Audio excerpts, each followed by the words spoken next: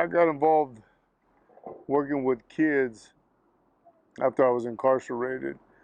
I think that's when I really opened up my eyes that I needed to become a different person. I really wanted to give back to the youth because the experience that I've had, being kicked out on the streets, I know what a lot of youth are going through, dropping out of high school. People are not born killers, murderers, or criminals.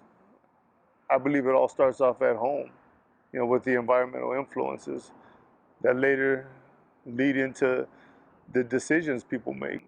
That's why it's important when I talk to the parents that, what, it's their responsibility to make sure that their kids are raised the right way. Like the old saying goes, the apple doesn't fall too far from the tree. Um, Nowadays, we see kids doing, home invasion robberies. I heard about some young youth catching this girl on fire. A lot of these kids want to be gangsters, but when you're actually living the lifestyle, it's a whole different ball game. And that's what these kids need to realize. It's not a movie. It's real life. When you're faced with a life and death situation, having to take someone's life or protect your life. I think with the experience that we have here with Real Talk, I think we have the right tools to reach out to these youth and change lives. God has put me here for a reason. I truly believe that if I can fix or at least point the kids in the right direction, it's better than fixing a hard-headed kid than trying to fix a broken adult. At a very young age, I was a broken child myself, and I know how they feel. I know what they want. I know what it is to be from a broken home. And what we did here is we combined all of our resources, our knowledge, our wisdom from the streets, from the gang life to this, to the drugs, to the addiction, to everything that you could think of, and we give it to the youth so that, one of the members saying is like, we took the test for them.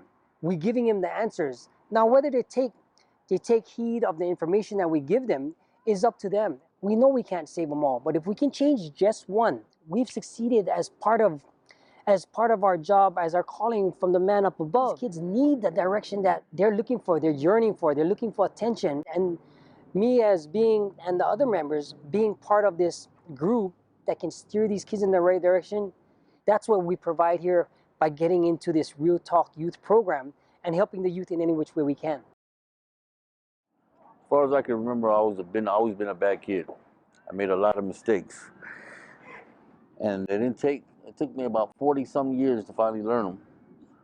Well, I got involved in gangs let's say about when I was 12 years old. And when I first went out to the streets, I wasn't looking to be a gang member, but I was searching for something, and at home I wasn't finding it.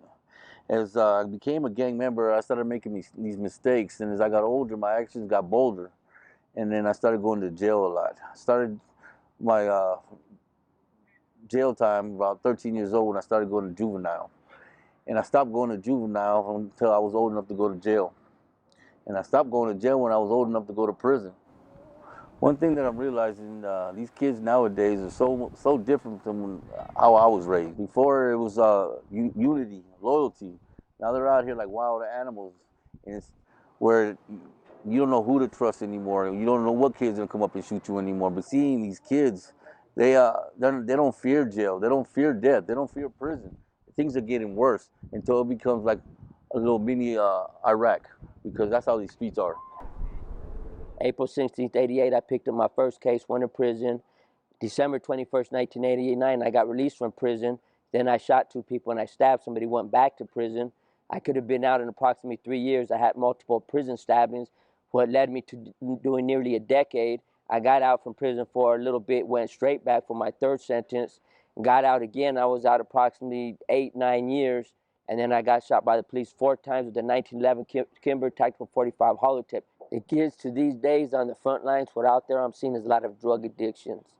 A lot of followers to the music and drugs. Drugs got their minds corrupt and it's eating their brains. It starts from pain pills, which leads to heroin addiction, and a lot of people are strung out of meth. I got involved with that youth risk is because a young man that I was mentoring in a negative way, I could say, he got killed at the age of 17 years old. And so from there, I started outreaching to the streets, and then I got connected to a mutual friend, David, who introduced me to Sharice, and that's how I started talking at Real Talk. Real Talk is an educational program. I like to tell people it's a scared straight, if you will, with fringe benefits. And it's ages 8 to 18, and what we do is service the community kids. We service the kids who are from the court system. The ultimate goal is to try to obviously save as many kids as we can, but my focus generally is on the community kids because ideally we want to keep them out of the system. And if we get those who are from the system, we want to try and reduce the recidivism rate. And we need to start with somewhere as the kids are in our community and across the nation, but we're starting here, to try and reduce the level of thinking, the poor choices that they're making today. And kids today, they're dealing with a whole lot of different issues than we were when we were growing up. The kids that come through our program, a lot of them are looking for their identity. A lot of them are looking for a place to be, activities. A lot of them are looking for someone to guide them. What's important is to have an adult figure of authority as they see it, but somebody that's not so straight edge. It's very unusual to find a person that's been a felon, perhaps been in prison or in a lot of trouble, and has done the things that they think are worthy of being idolized, but that person's telling them not to do it. I tell parents all the time, every child in this community, ages 8 to 18, needs to go through Real Talk. Whether you think your child is good, whether you think your child is stable, okay, because life happens.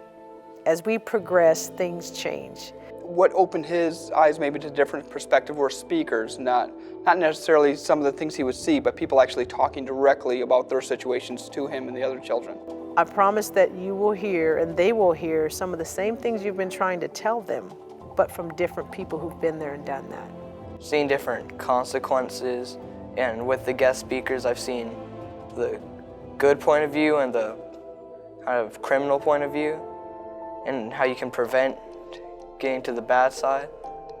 When the kids come to the program, obviously there's a check-in process, and then we seat them in the auditorium. And once that's done, my MC is one of my members, and they talk to the kids, sharing their story briefly, and then they open up for the first speaker to come in. So 3 of my members, 2 males and a female, get the opportunity every month to talk to the kids about choices, and they get 15 minutes apiece. They do not glorify what they've done. We try to be and keep it as authentic as possible without using profanity, yelling and screaming at the kids, because that's just not effective. The beauty of it all is my members have just a variety of backgrounds, from the federal system to the state system. We've had people that have attended private schools and ended up in the system, talking to our kids about choices. I really like to invest in the idea of character development. And I like to also tie that into my own story and show that I was at one point not long ago their age and making those same mistakes. I observed more of his empathy towards other people's situations. You know, he is a young man, he's going through his years becoming a teenager, so I am still going to get that attitude of growing, coming of age. However, he can apply difficult situations to some of the things the speakers have talked about a lot better than when I would just tell him. We have a parent group that is a requirement for the parents to come to.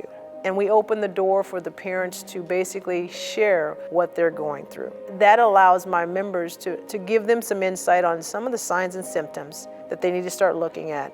I've talked to many different parents, and some of them just give up. They're like, I don't know what else to do with my children. Kids are involved in this and that, and gangs and drugs, and some of them almost at the edge of losing hope. Because some of my ladies and gentlemen, they had a parent like that, and they now recognize, the member, when they're older, that the things that their parents were doing weren't appropriate. And so now my members, what I like to refer them as, they're doctorates of the streets. So they allow themselves to talk to the parents and say, hey, I was your child, and this is the road I took. So I'm suggesting to you to take a look at how you're parenting your child. So that's the second part of the program, and it all takes place during the same time as the other auditorium with the kids. Then we have a closing speaker, and we bring people in from the community, be it attorneys, doctors, dentists, business owners. So I want to leave on a positive note at the end of the night to let the kids know you can still attain things. We just recently had Chief Judge Navarro from the United States District Court, And she came and closed the program out to give the kids a little bit of her story and to, encourage them to stay on track and talk about, the things that they want in life. And when they graduate, it's the third time around they graduate, and they get a certificate from us, a certificate from Senator Heller's office and Senator Reed's office, and then we also give them a graduation t-shirt. And thus far, graduation, we have now 421 graduates program since 2013. And we have now, through the program, 745 kids to date. And then the final piece to our program is the opportunity for these kids to take advantage of something that's basically handed to them. They can sign up for anything they want in their neighborhood, and we will pay for it up to $150 a month to assist them outside of Real Talk. Because we're not going to change every child once a month. So the idea is when you go home, you have another avenue to reach out to. So whatever your passion is, and as long as they have a 2.0 with passing grades, they remain in compliance, they give us a thank you letter to Real Talk and our supporters, we will sign them up within a week and get them active, get them involved in something they like. Now, what I want to do. Statistically, research has proven any child you have and get them involved in an extracurricular activity, it creates, responsibilities, discipline, teamwork, social skills, and actually eventually even having better voting percentages in the younger kids as they become adults. But I always say you can't just quit and not be involved in something. The minute you're not involved in something, something will find you to get involved in. And unfortunately, that's usually not something good. From the surveys that we get at the end compared to the initial one, huge difference. And I share those with my members because we have quarterly meetings so I can keep them abreast of what's happening with our program, where we're headed. It's an eye-opening experience for them, and it gives them much more gratitude for what they're doing because they see the change in the kids. Ultimately, the goal for me, the overall goal is to go national, to take this program national, because it's not just because it's my program, it's a program that's needed across the nation. I do believe, though, if we save at least a quarter of the kids we serve, we do two things. We make a positive change in their lives, and we save the taxpayers a lot of money. First, we need community support, number one, and that can be financially and that can be physically. More so financially right now, if we can have people donate money to us regularly, that would help sustain the growth of the program. Grants are great, but you have to wait for them. Real Talk is a family because we're working together as a family to extend our love, our support out to the community. So to learn more information about Real Talk, you can go to our website at realtalkyip.org or contact us at 702-625-2417 or follow us on Facebook at Real Talk NV.